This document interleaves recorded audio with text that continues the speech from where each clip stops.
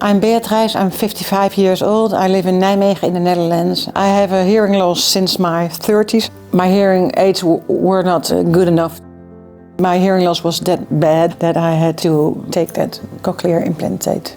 My hearing specialist advised me the Cochlear Nucleus Nexa System, which has the latest technology, so I was really interested in take that Cochlear implantate. My life really improved, social, at work, at home. I'm definitely confident about the future. The battery life is extended. I put on the battery in the morning and late in the evening when I go to bed. It isn't empty yet. If the processor ever gets broken or something, I get another one and it updates right away.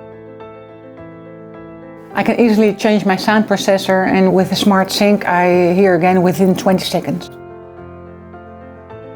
The streaming is very simple with the Nucleus Nexa sound processor. I can hear music, I can hear my laptop, I can hear everything. Because it's very small, I don't think it's noticed by many people. I don't see it myself and I don't feel it myself either. The technology is getting smarter and smarter, so I'm future-proof. Right now, my hearing is future-proof.